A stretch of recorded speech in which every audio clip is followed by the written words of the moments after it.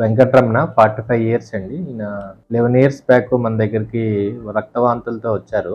రక్తవాంతులతో రాగానే మనం ఎండోస్కోపీ ద్వారా థెరపటిక్ ఎండోస్కోపీ చేసాం, బ్యాండింగ్ చేసాం. అప్పుడు రికవర్ అయినారు. దాని తర్వాత ఫర్దర్ గా కూడా రక్తవాంతులు రాకుండా మాత్రలు ఇచ్చాము. అవసరమైనప్పుడల్లా ఎండోస్కోపీ చేసి బ్యాండింగ్ ముందే రక్తవాంతులు రాకుండా చేసాము.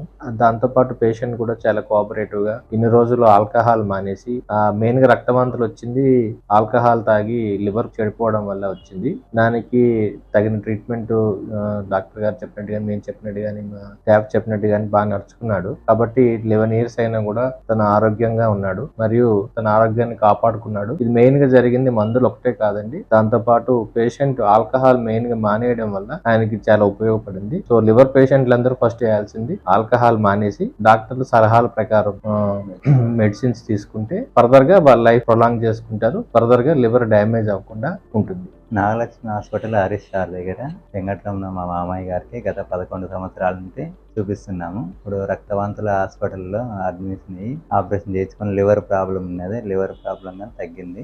డాక్టర్ సలహా మీదగా మందు సాలిచ్చేసి ఆయన మెడిసిన్ వాడుతున్నాడు కాబట్టి ఇప్పుడు కొంచెం ఆరోగ్యంగా ఉన్నాడు. మీరందరూ కానీ సార్ చెప్పినట్లు హరీష్ సార్ చేస్తే మీకు కానీ ఆరోగ్యాలు బాగుంటుంది మందు సాలిచ్చి.